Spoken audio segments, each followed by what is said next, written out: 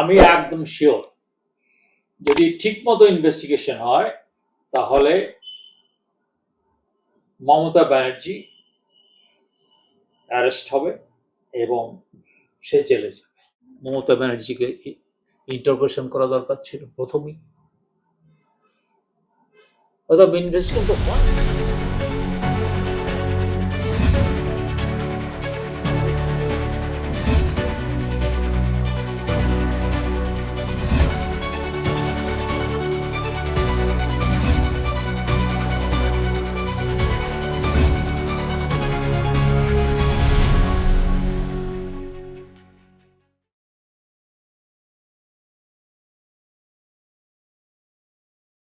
Sir, প্রথমেই CM news media আপনাকে স্বাগত। রাজ্যে 9 মে বিজেপির নতুন সরকার শপথ গ্রহণ করেছে, তারপর 2 মাস হতে চললো তাদের যে কাজ, নতুন সরকারের কাজের নিরিখে কিভাবে মূল্যায়ন করবেন আপনি? আচ্ছা, প্রথম হচ্ছে মূল্যায়নের প্রশ্ন ওঠে না, কেননা মাত্র কয়েকদিন মাত্র তারা এই টেক ওভার করেছে। তবু আমি বলবো কি, আমি অন্য দৃষ্টিভঙ্গি থেকে দেখছি। নরেন্দ্র মোদী কি বলেছে? মোদি কা গ্যারান্টি, মোদি কা গ্যারান্টি।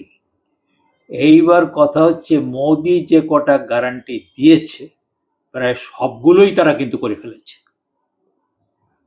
আমি তো বলবো যদি এই গভর্নমেন্টের কিছু এই অ্যাচিভমেন্ট যে মোদি, আচ্ছা আর একটা কথা বলি, যে মোদি যেভাবে বলে গেল যে মোদি কা গ্যারান্টি, এখানে অন্যকের কথা বলছে না, ও নিজের কথা বলছে। অর্থাৎ এই গভর্নমেন্টের প্রথম হচ্ছিল কি, যে যেহেতু প্রাইম মিনিস্টার এই কথা বলে গিয়েছে, আমরা যদি ওইগুলো প্রথম আমরা না করি তাহলে তো মোদি তো ছাড়বে না, প্রাইম মিনিস্টার ছাড়বে না। তো তার কতগুলো নিয়ম আছে, একটু সময় ব্যাপারে, সেগুলো কিন্তু তারা করে দিয়েছে। অতএব আমি ওইটুকুন পর্যন্ত দেখছি। তারপরে এখন তো শুধু বলছে আমরা এই করব এই করব এই করব, বিভিন্ন প্রোগ্রাম করছে, আইন বানাচ্ছে, তো সেইটা তো তাদের সময় দিতে হবে। অতএব আমরা এই মুহূর্তে এইটুকুন বলতে পারি কি, যে মানুষ, সাধারণ মানুষ, তারা তো বিশেষ করে মহিলারা, তারা তো ঢেলে ভোট দিয়েছে। তো তা সেই যে তারা কিন্তু এখন একটা আর ভয় কেটে গেছে। অর্থাৎ এই গভর্নমেন্ট আসার পরে মানুষের ভয় নেই। আমি বলবো কি, এতে মোদি কা গ্যারান্টি বাদে এইটাকে আমি বলবো কি, যে এটি একটি অসাধারণ উদাহরণ এবং সাধারণ মানুষ সে বুঝে নিচ্ছে। অতএব ওই যে যে ডিম টিম যা ছুটছে, তাদেরকে এখন বাধা দেওয়া মুশকিল আছে। আইন যতই তুমি বলো, আগের যে শাসন ছিল সে তো আইনের শাসন করে নাই, শাসকের আইন সে করেছে। তার ফলে হয়েছে সেখান থেকে অনেক মানুষ তাদের বাড়ি দরজা ভেঙে দিয়ে খুন করেছে, তারা বেরিয়েছে, আজকে 7-8 বছর পরে তারা বাড়ি ফিরে আসছে। তা আমি যখন একটা নতুন গভর্নমেন্ট আসে, আর এইটা যখন আমরা দেখি যে সেই মানুষগুলো, বিশেষ করে মহিলারা, আমি দেখছি যে তারা বাড়িতে ফিরে আসছে, তাদের নিজের বাড়ি তাদেরকে বার করে দেওয়া হয়েছিল। আমার মনে হয় এর থেকে বেশি এই 2 মাসে আশা করাটা ঠিক হবে না। আপনি একটা কথা বললেন যে ভয় কেটে গেছে মানুষের। ভয়, মানুষ কি ভয় থাকতো এতদিন ভয়, ধরে? আমি এইবার বলি, মুশকিল হয়েছে না, আমরা তো কাগজপত্র কাটি না, আমি কাগজপত্র কাটি, আমার ফাইল আছে। এই যে আগের গভর্নর, সে কিন্তু এই ইলেকশনের বহু আগে 4টে কথা বলে গেছে লিখিতভাবে। একটা হচ্ছে অ্যানার্কি, ইংরেজি এই অ্যানার্কিটা গ্রিক দেশ থেকে এসেছে। তার মানে হচ্ছে কি, যেখানে কোনো আইন নাই, কিচ্ছু নাই, রাজা নাই, অরাজকতা, সম্পূর্ণ অরাজকতা। সেই কথা কে বলছে? এক গভর্নর বলছে। 1 নম্বর, আমি, তুমি না। হুম এবং আমি বলবো কি, with due regards to the press, তারা কিন্তু এই যে গভর্নরের কথাগুলো ভালো করে মানুষের সামনে আনেনি। 1 নম্বর। 2 নম্বর হচ্ছে গুন্ডারাজ। সে বলে গেছে গুন্ডারাজ, আর বলছে কি যে গুন্ডারাজটা কারা কারা, কিভাবে গুন্ডারাজটা করে। এখন এবার বলছে না আমরা আইন করব, গুন্ডারাজ, গুন্ডারাজকে কাদেরকে বলবো গুন্ডা। উনি কিন্তু কি বলে গেলেন যে এর মধ্যে সরকার সরকার এই গুন্ডারিজমের মধ্যে ঢুকেছে। পার্টি এই গুন্ডারিজমের মধ্যে ঢুকেছে। 2, পুলিশ গুন্ডারিজমের মধ্যে ঢুকেছে। আর হচ্ছে গুন্ডারা নিজেরা। এই নিয়ে হয়েছে গুন্ডারাজ। তো মমতার আমলে গুন্ডারাজ ছিল, এবং যে যে পোস্টপল ভায়োলেন্সের সময় যে যে কমিটি হয়েছিল, সেই কমিটিতে যে কি বলে তারা যাদেরকে দেওয়া হয়েছিল কিছুটা তদন্ত করতে, মানে তদন্ত মানে সব দেখে শুনে বলতে, তাদের রিপোর্ট করতে, সেখানে chief justice of Calcutta high court লিখে গেছে যে এই যে সেন্ট্রাল, মানে আমাদের গভর্নমেন্টের যারা রুল অফ লর দায়িত্ব তাদের দেখা, তারা বলছে কি যে এই সরকারের কোনো রুল অফ নেই, রুলার্স ল আছে। অতএব সেইখান থেকে বেরিয়ে আসা, তো এই জন্যে হচ্ছে তারা তাদের পতন নানা কারণে হয়েছে, কিন্তু সেই কথাটা তো সে বলে গেল। আর একটা বলল কি যে পুলিশ মানুষকে রক্ষা করার বদলে তাদেরই খুন করছে। সেও 3 নম্বর। তারপরে বলছে যে ভয়, সত্যিকারে আমরা সবাই ভয়ে ছিলাম। এই কথায় কথায় কেস দিয়ে দেওয়া, ফলস কেস দিয়ে দেওয়া, আমরা কি ভয়ে ছিলাম না? যা কথা বলছি হয়তো কালকে আমার বাড়ির সামনে এসে হাজির হবে, ওঠো। এই তো হাজার হাজার লোককে মিথ্যা কেস দিয়ে মানুষের মধ্যে ভয় সৃষ্টি করেছিল মমতা ব্যানার্জি। তো সেই ভয় কিন্তু এখন আমি বলবো কি যে সম্পূর্ণ কাটুক বা না কাটুক, অনেকটা কেটে গেছে। তা না হলে মানুষ ওই রাস্তায় দাঁড়িয়ে, বিশেষ করে মহিলা রাস্তায় সামনে দাঁড়িয়ে এই গুন্ডাদের পেটাচ্ছে, এবং যারা কাটমানি নিয়েছে তারা কাটমানি গুনে গুনে এখন ফেরত দিচ্ছে। কোন জায়গায় হয়েছে এরকম কি আমরা কোনোদিন দেখেছি? যে যারা কাটমানি নিয়েছিল তারা এখন মানুষের ভয়ে, তারা তো চারিদিক দিয়ে ধরে ফেলছে তাদের, তুমি আমাদের টাকা নিয়েছো। তারা এখন গুনে গুনে আমার এত কাটমানি আমি নিয়েছিলাম, আমি ফেরত দিচ্ছি। এর থেকে আর এই 2 মাসের মধ্যে আর কি আমরা কি আশা করব?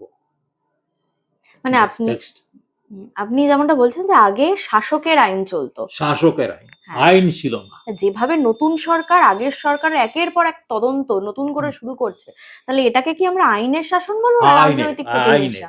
আর একটা কথা বলি, যে অনেক সময় যারা মন্ত্রীরা হয়, আর একটা কথা বলি যে পাওয়ার করাপ্ট, সেটা মনে রাখতে হবে। কিন্তু আমি জীবনে অনেক পাওয়ার দেখেছি, আমি নিজের জীবনে দেখেছি। মাঝে মধ্যে আমার নিজেরই মনে হতো যে আমি কি এই বেশি করে ফেলছি। তো ইংরেজিতে বলা হয় power corrupts and absolute power corrupts absolutely. Mamata Banerjee সমস্ত ক্ষমতা নিজের হাতে, সেই নিচের একদম তলার থেকে সেই মানে একজন সাধারণ পুলিশ, তারও সে জানে, তার নাম জানে। অতএব সেই জায়গা থেকে বেরিয়ে আসা, মানুষ একটা খুঁজছিল যে কিভাবে আমরা বেরিয়ে আসবো। আমরা কি ভাবতে পেরেছি যে এত মানুষ ভোট দেবে? এটা কিন্তু ভাবতে পারিনি। কিন্তু I must say the hats off to the election commission. এবং আমি এই কথাও বলেছিলাম, যদি সেন্ট্রাল ফোর্স দিয়ে ইলেকশন না করানো না হয়, এবং এটাও সুপ্রিম কোর্ট অনেকদিন আগেই বলে গিয়েছিল যে যদি না হয় তাহলে এখানে ইলেকশনের কোনো মূল্য নেই। কিন্তু এখনো পর্যন্ত মমতা বন্দ্যোপাধ্যায় বলে আছে ফেয়ার ইলেকশন হয়নি। ভবানীপুরের কেন্দ্র নিয়ে তিনি হাইকোর্টে যাচ্ছেন বারবার, মানে সেখানে না, তাকে জোর উনি তো করে হাঁটানো হাইকোর্ট হয়েছে। সুপ্রিম কোর্ট তো সবসময় যায়। যখন যদি ওনার কোনোটাতে যদি ওনার ফরে যায় তাহলে উনি ভালো, আর তা না হলে হাইকোর্ট খারাপ। এটা তো মানতে হবে। যদি আমি বলি যে কেষ্টকে কে বানিয়েছে, তুমি। কেষ্টর মতো ভালো ছেলে হয় না, বালুর মতো ভালো ছেলে হয় না। 2 নম্বর। 3 নম্বর, সন্দেশখালিতে যে ভদ্রলোক, হ্যাঁ, তাকে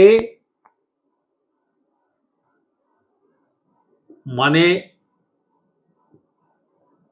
তাকে বলা হলো যে সে তাকে তার পক্ষে উনি বললেন, এবং সেটা বললেন কোথায়? কোথায় বললেন? যেখানে আইন পাশ করা হয় সেই জায়গায়। তারপরে হলো কি, যে তাকে বেল দেওয়ার জন্য, সে তো একজন একজন ক্রিমিনাল, অপরাধী। ঠিক আছে, ক্রিমিনাল পর্যন্ত যদি নাও বলি, অপরাধী তো সাব্যস্ত হয়েছে। তাকে তার বেলের জন্য এই সরকার গিয়েছে সুপ্রিম কোর্টে।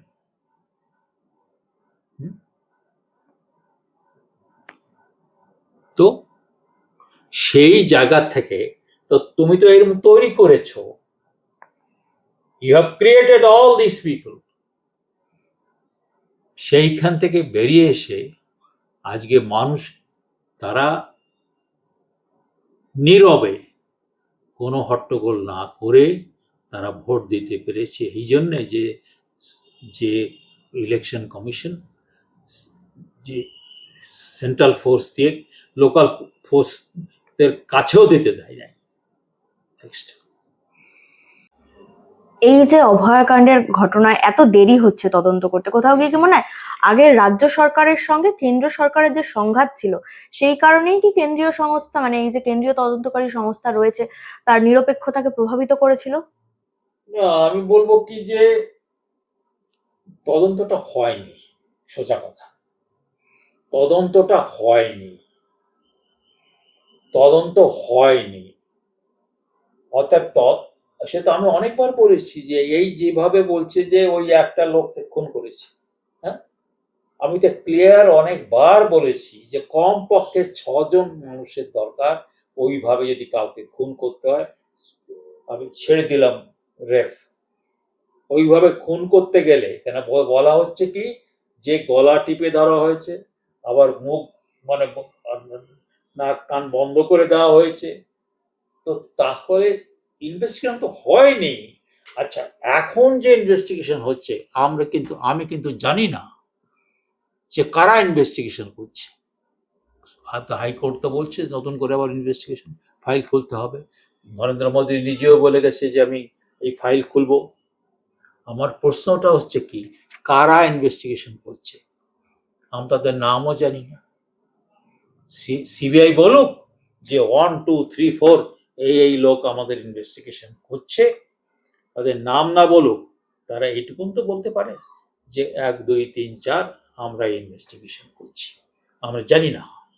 So I am not very happy at all যে কি ইনভেস্টিগেশন হচ্ছে সেটা আমরা জানি না। আদতেও এখন যে ইনভেস্টিগেশন চলছে কোন মানে সঠিক সঠিক একদম প্রমাণ পাওয়া কি সম্ভব? কারণ অলরেডি তো আগে না, থেকেই প্রমাণ তো হয়ে রয়েছে। প্রথম হচ্ছে যে যে এই যে ওখানকার যে প্রিন্সিপাল ছিল, যেদিন ঘটনা ঘটলো সঙ্গে সঙ্গে বলে রিজাইন করবো, আর তাকে সঙ্গে সঙ্গে মমতা ব্যানার্জি তাকে আর একটা কলেজে প্রিন্সিপাল করে দিল। এই কথাও সুপ্রিম কোর্টে উঠেছিল। হুম, অতএব প্রথম তো ও এবং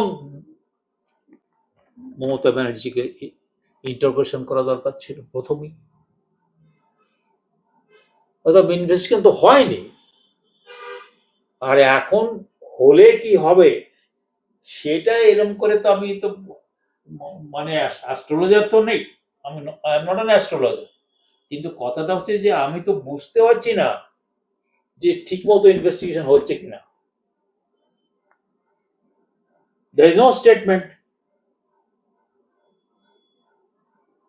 যে আমরা এইভাবে ইনভেস্টিগেশন করছি। তোমাকে বলতে হবে না যে কারে কারে ধরবো কারে কারে ধরবো না, কিন্তু মানুষের কাছে তো অ্যাকাউন্টেবল হতে হবে। সে সিবিআই আছে যে সবকিছু তারা বলতে পারে না, ঠিক আছে, কিন্তু কিছু তো বলতে হবে। ভারত সরকার বলো, নরেন্দ্র মোদী নিজে বলছে আমি ফাইল খুলবো, কই তারপরে তো নরেন্দ্র মোদীর কোনো স্টেটমেন্ট হয়নি। কোথাও গিয়ে কি আপনার মনে হয় যে এই যে অভয়া কাণ্ড, এর যদি তদন্ত সঠিকভাবে হয়, মমতা বন্দ্যোপাধ্যায়ের যোগসূত্র খুঁজে পাওয়া যাবে? অ্যাবসলিউটলি, আমি একদম শিওর যদি ঠিক মতো ইনভেস্টিগেশন হয় তাহলে মমতা ব্যানার্জি অ্যারেস্ট হবে এবং সে জেলে যাবে। অন্যদিকে সিবিআই কে শেকলবন্দি তোতা বলেছিল সুপ্রিম কোর্ট। আপনার দীর্ঘ কর্মজীবনের অভিজ্ঞতা থেকে কি সত্যি মনে হয় যে কেন্দ্রীয় সরকারের অঙ্গুলি হিলনে কাজ করে সিবিআই, নাকি এটা একটা স্বাধীন না, নিরপেক্ষ সংস্থা? সেইটা বলা মুশকিল, কিন্তু এটাও ঠিক যে সিবিআই অনেকটা ডেটোরেট করে গেছে, আগের মতো নেই। তারও কারণ একটা লোক, সেটাই কংগ্রেস তার জন্য রেসপন্সিবল। একটা লোককে আনফর্চুনেটলি আমার আন্ডারে কিছুদিন এসে কাজ করেছিল, তাকে বানিয়ে দিল ডাইরেক্টর সিবিআই, এবং সুপ্রিম কোর্ট নিজেই বলল যে এর বিরুদ্ধে কেস করো। তো সেইটা সময়ের গতিতে অনেক কিছুই তো বদলে যায়। এবং আমি বলবো কি যে এই নতুন গভর্নমেন্ট এসেছে, তারা কি করবে কি না করবে সেটাও আমি বলতে রাজি না, কিচ্ছু বলতে রাজি না। আমি আমাদের এই পশ্চিমবঙ্গের যে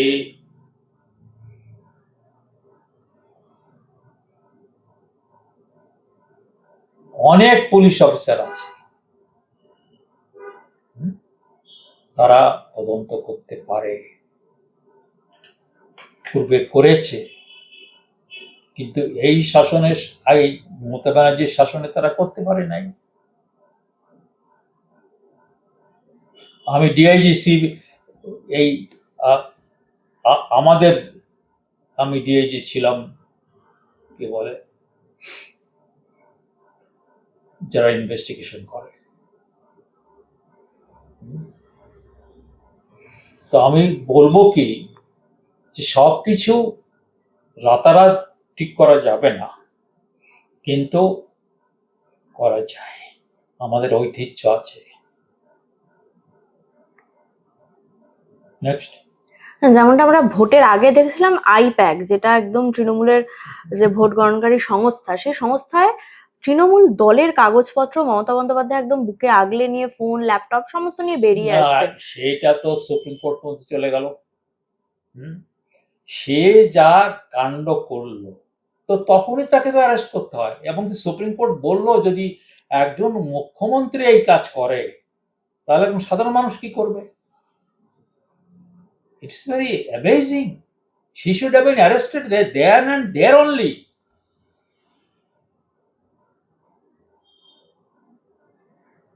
আপনার কি মনে হয় যে বর্তমান রাজ্য সরকার, নতুন রাজ্য সরকারের শুধুমাত্র সামাজিক সংস্করণ, নাকি প্রশাসনিক ব্যবস্থাকে নতুন করে গড়ে ফেলে তারপর আবার রাজ্যটাকে পরিচালনা করা একদম দরকার?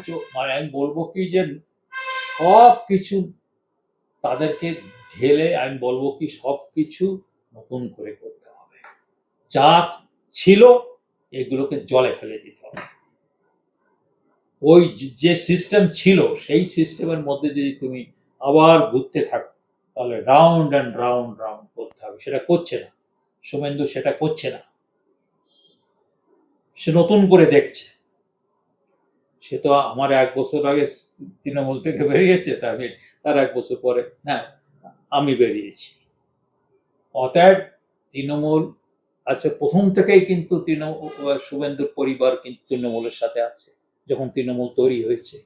অতএব শুভেন্দু ভালো করে জানে তৃণমূলকে, আমার থেকে অনেক ভালো করে। 30 বছরের মতো আমি হিসাব করে দেখেছি, হিসাব করে বলি 30 বছরের মতো সে তৃণমূলে ছিল। অতএব সে সব জানে। অতএব তার পক্ষে নরেন্দ্র মোদী তাকে যেখানে চিফ মিনিস্টার করেছে, এটা কি অনেকেই প্রথম বলছিল, আমার কাছে অনেকেই বলছিল যে কে চিফ মিনিস্টার হবে। আমি মশাই কোনো কিছু তো লক্ষ্য করেন না।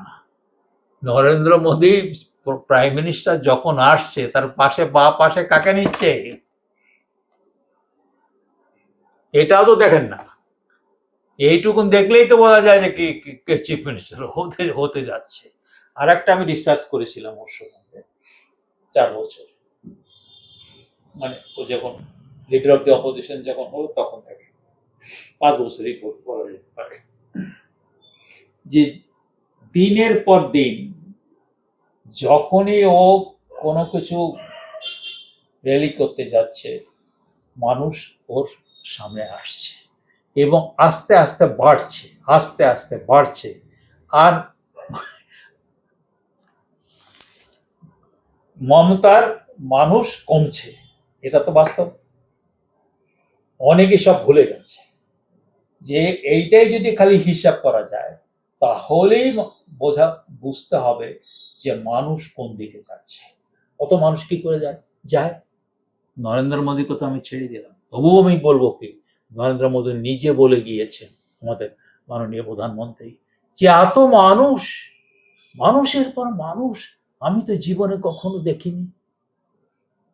অতএব বাংলার মানুষ এবার ঠিক করে নিয়েছিল যে তারা পরিবর্তন আনবে।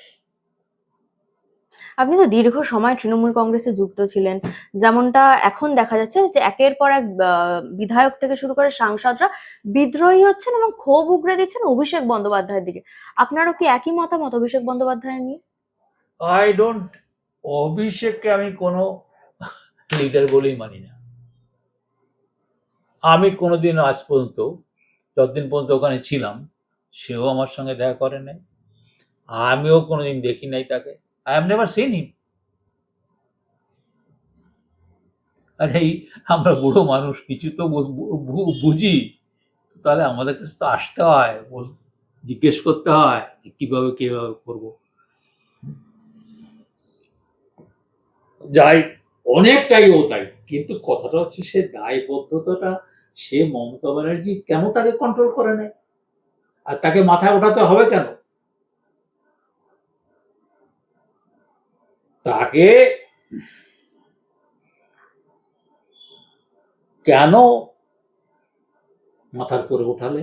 তার জন্য রেসপন্সিবল মমতা ব্যানার্জি।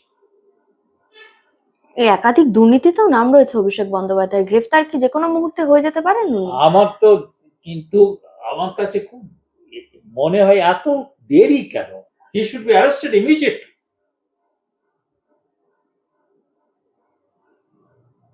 কিন্তু আমাদের আবার কি আমাদের যে আইন কানুন যেভাবে আছে, আইনের মানে চক্করে অনেক সময় ধরে একটা মানুষ অ্যারেস্ট না হয়ে থাকতে পারে। তার ভালো প্রমাণ হচ্ছে অভিষেক। কফির সিপাল অ্যান্ড কোম্পানি, তাকে তো তার সবসময় বসে আছে যাতে তাকে অ্যারেস্ট না হয়। তাহলে এখন এবারে আমরা কনক্লুড করতে পারি, দীর্ঘদিন প্রায় 15 বছর ক্ষমতায় থাকা একটা দল এইভাবে তার পতন ঘটলো, প্রধান কারণগুলো কি কি বলে আপনার মনে হয়? না প্রথম তো সেই কথাটা তো অনেকদিন আগেই, হ্যাঁ, রঞ্জন সৎ মনে নেই? হ্যাঁ, আমি মাকড়সার জালের একটা গ্রাফিক্স করেছিলাম যে এই যে করাপশন, বলো না, power corrupts and absolute power corrupts absolutely. Mamata Banerjee তার হচ্ছে একেবারে, যদি কিছু বলতে হয় এই কথাটার মমতা ব্যানার্জি দেখিয়ে দিয়েছে যে করাপশন করলে কতটুকুন করাপশন করা যায়, সেটা উনি দেখিয়ে দিয়েছেন। মানে শুধু করাপশনই কারণ এই পতনের? মানে প্রধান, যদি সমস্ত দেশটা, মানে এই রাজ্যটা, যদি সবাই যেভাবে করাপশন হয়েছে, এমন কোনো ডিপার্টমেন্ট নেই, এমন কোনো জায়গা নাই যেখানে, আজ এখন সব জায়গায় বেরোচ্ছে না, কোনো জায়গা দেখা যাচ্ছে না যে কোনো জায়গা পরিষ্কার ছিল। আমি তো সেই কথা বলেছি অনেকবার, তোমাদের ইউটিউবেই বলো, টেলিভিশনে বলো, আমি তো বারবার বলেছি এই করাপশনটাকে এরম করে ঘিরে মাকড়সার জালের মতো ধরেছে, এরম করে মাঝখানেও, আর চারিদিকে চারিদিকে corruption corruption corruption corruption corruption. যারা পরীক্ষা দিয়েছিল তাদের কি দোষ ছিল? যারা পাশ করলো, যারা পাশ করলো না, যারা টাকা দিয়ে চাকরি পেল, তাদেরকে আবার চাকরিতে রাখতে হবে সেই চেষ্টা। পার্থ, খালি পার্থর ঘাড়ের পর দিয়ে দিলে তো চলবে না। তিনি, পার্থ তো সেক্রেটারি জেনারেল অফ তৃণমূল ছিল, 1 বছর না 5 বছর না, বছরের পর বছর। তো দায়িত্ব তো তোমাকে নিতে হবে। আচ্ছা, সারা পৃথিবীতে বলছে leader K? What is a leader? Definition, যে লিডার কে, যে সেই হচ্ছে সেই লিডার, বিশেষ করে সে মানুষের কাছে দায়বদ্ধ। মানুষের কাছে he is accountable to the people. কিন্তু সে তো কখনো, যখনই কিছু ঘটে বলে আমি জানি না। অ্যাকাউন্টেবিলিটি এই মহিলা ছিল না। ছিল কি? সে কি স্বীকার করেছে, আই এম সরি, আমি ভুল করেছি? তো বহুদিন আগেই ওকে বলতে হতো যে আমি পদত্যাগ করছি, সেটা সে করেনি। আমাকে তো তাদের অ্যাডভাইজার বানিয়েছিল। আমি তো বলেছি যে একটা কথা, আমি সার্ভিসে ছিলাম, ডিসিপ্লিন ব্যাপার আছে, যে যতদিন তুমি কোনো পার্টি বা কোনো অর্গানাইজেশনে থাকো, সেই অর্গানাইজেশনের বিরুদ্ধে তুমি কোনো স্টেটমেন্ট করতে পারো না। কিন্তু যখন আমি বেরিয়ে এসেছি, তো সেই বেরোনোর পরেই তো আমি মুখ খুলেছি। আপনি বেরিয়ে এসেছিলেন কেন পার্টিটা ছেড়ে? তা আমি তো দেখলাম যে এনাফ ইজ এনাফ। আমি 5 বছর আমার থাকার কথা, কিন্তু ও আমাকে টেনে হয়েছিল, বলছে বন্ধু আরো 5 বছর থাকতে হবে।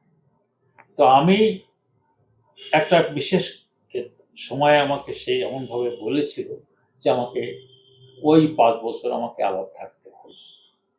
কিন্তু হ্যাঁ, আমাকে আমার কাজে কোনোদিন সে হস্তক্ষেপ করেনি। আমার লোক লস্কর দিয়ে সে যা কিছু করুক, কিন্তু আমি যে সমস্ত কাজ করেছি সেই কাজে কোনো হস্তক্ষেপ সে করেনি, এটাও আমাকে মানতে হবে। নেক্সট, আপনি দলে থাকাকালীন এই যে এত দুর্নীতি, কয়লা দুর্নীতি, বালি দুর্নীতি বা এসএসসি দুর্নীতি বলুন, আভাস পেয়েছিলেন? আমি তো বললাম না, আমাকে তো বললো যে, কি বললো যে উপেন্দা আপনাকে কিন্তু আমাদের অ্যাডভাইজার। দুর্নীতি প্রথম থেকেই তো, যখন টাকা নিয়েছে সবাই, হ্যাঁ, সেটা বেরোয় নাই যে একমাত্র লোককেই টাকা নেয় নাই ইলেকশন করার প্রথম। সেইখান থেকে তো দুর্নীতি শুরু হয়েছে। এই এসএসসি দুর্নীতি কিভাবে শুরু হয়েছিল, কতটা আন্দাজ পেয়েছিলেন? না, আমি তো সে আন্দাজ, দেখো, আমি যখন বললাম ওইটা না, যে রঞ্জন সব, তো তাহলে আমি কি এইটা কি মানুষের জানতো না যে কি হচ্ছে, যে টাকা দিয়ে সবকিছু করছে, যারা পড়াশোনা না করে টাকা দিয়ে নিচ্ছে, এটা তো সবাই জানতো, এভরিবডি নিউ ইট। এর মধ্যে আহ, জানতাম না এই কথা তো বললে হবে না। অন্যদিকে এই যে 2012 সালের 5ই জুলাই শুটিয়ার প্রতিবাদী শিক্ষক বরুণ বিশ্বাসকে খুন হতে হয়েছিল, জ্যোতিপ্রিয় মল্লিক, মমতা বন্দ্যোপাধ্যায় বলেছিল যে খুব ভালো ছেলে বালু, তার ক্রিমিনাল কনস্পিরেসির কারণে কি খুনটা হতে হয়েছিল আমি বরুণ আমি বিশ্বাসকে? বলি, বরুণের দিদি এখনো কিন্তু বলে যাচ্ছে যে এই বালু আমার ভাইকে খুন করিয়েছে। বরুণ যখন খুন হলো তার পরপরই আমি ও দৌড়ে গিয়েছিলাম এবং একটা মিটিং ডাকা হয়েছিল, বালুই ডেকেছে যে বরুণের শোক সভা করতে হবে। কিছুক্ষণ সেখানে গেলাম, ও না, প্রথমে আমি ওই যেখানে বরুণকে খুন করা হয়েছিল সেই জায়গায় আমি ইনভেস্টিগেশন করলাম। তারপরে যখন কিছু বক্তৃতা হলো, তারপরে হঠাৎ দেখছি যে বালু নেই। তখন আমার সম্পূর্ণভাবে, এবং তারপরে অনেক এভিডেন্স আছে, অনেক এভিডেন্স আছে বালুর বিরুদ্ধে। আমি শুনলাম, আমি ঠিক আমার বেশ কিছুদিন ধরে কথা হচ্ছে না, কারণ আমি এমনি চুপ করে না বসে থেকে আমি একটা ফেসবুকে প্রায় 35 পাতা বরুণের উপর আমি লিখেছি। এইবারে যে ডান দিকে দেখেন, এই একটা আন লেখা রয়েছে বরুণ বিশ্বাস আর, তো বরুণকে তো আমি ভুলিনি। নেক্সট। অন্যদিকে আরজি করের অভয়া কাণ্ড, অভয়া ধর্ষণ খুনের যে মামলা, সেই ঘটনায় সিবিআই এর বিরুদ্ধে দুর্বল চার্জশিট জমা দেওয়া, এমনকি সাপ্লিমেন্টারি চার্জশিট জমা না দেওয়ার অভিযোগ উঠেছে। সীমা পাহুজার নেতৃত্বাধীন দলের তদন্তে খুশি হননি অনেকেই। উত্তরসূরিদের যে তদন্ত, সেই প্রক্রিয়াকে কিভাবে দেখছেন? আমি বলবো যে সীমা পাহুজা কিচ্ছু করে না। এবং আমি তখনই বলেছিলাম, প্রথম দিকে তো তখন যখন ইনভেস্টিগেশন শুরু হয় তারপরে কোনো কমেন্ট করা উচিত না, কিন্তু আস্তে আস্তে আমি দেখলাম যে এই তো আমি যে, সেটা তো আমি অনেকবার বলেছি মিডিয়াতে, যে আমি যে সিবিআইতে ছিলাম সেই সিবিআই তো আমি দেখতে পাচ্ছি না, কিচ্ছু কাজ করেনি। তারপরে যে একটা কথা বলি, আমরা অনেক তো মানে আমি ওই ডিউ রিগার্ডস, এই তোমরা যারা এই মানুষকে জানাও যে কি হচ্ছে না হচ্ছে, তোমরা কি forensic science, Delhi forensic science কি রিপোর্ট দিয়েছিল কখন কি আমরা আলোচনা করেছি? করিনি। আমার কাছে সমস্ত ফাইলটা রয়েছে, তারা ক্লিয়ার বলে দিয়েছে। তারপরে এমনকি প্রথম যখন সুপ্রিম কোর্ট এটা শুরু করলো মনিটরিং, তখন এই সিবিআইয়ের যে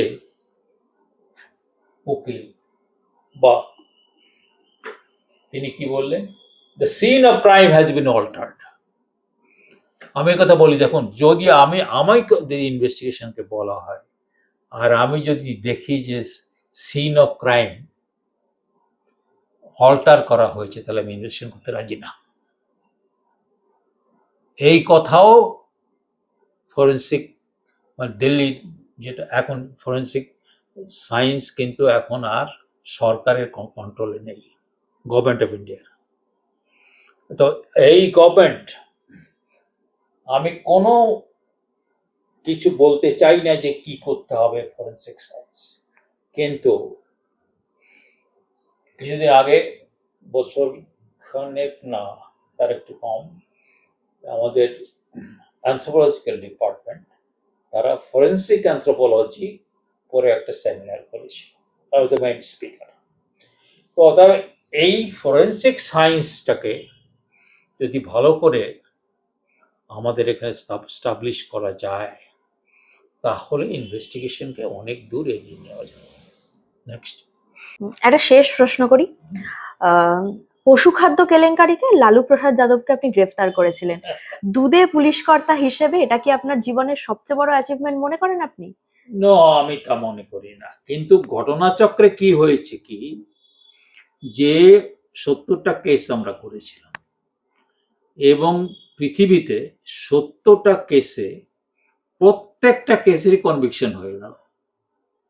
10 বছর লেগেছে সেই কনভিকশন করা, মানে সেই প্রসেসটা, যে কোর্টের যে প্রসেস করতে, প্রত্যেকটা এই 10 মানে 8 10 এই 70টা, মানে 75 সামথিং বা 70, ঠিক খুব সব 70ই হবে, বা একটা কম হতে পারে, 78ও হতে পারে, 70ও হতে পারে। তো সেই প্রত্যেকটা কেসে কনভিকশন হয়ে গেল।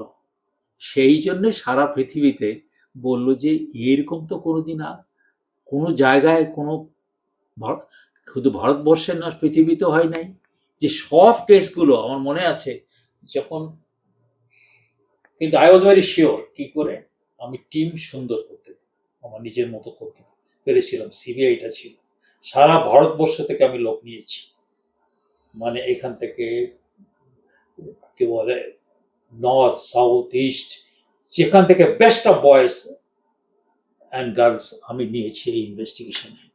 তারপরে আর একবার কথা বলি, কিছু আইএএস অফিসাররাও, তারা খুবই আমাকে, মানে রাতের অন্ধকারে আমার কাছে এসে অনেক কিছু বলেছে। একবার সিবিআই ডাইরেক্টর বলল যে, মানে সে তো এর পক্ষে, যে আপনি কি মনে করেন যে সব জেলে যাবে? দেখুন কেবল ইনভেস্টিগেশন শুরু হয়েছে, আমি এটা বলতে পারবো না যে কে জেলে যাবে, কিন্তু জেলে যাবে এই সম্বন্ধে আমার কোনো ডাউট নেই।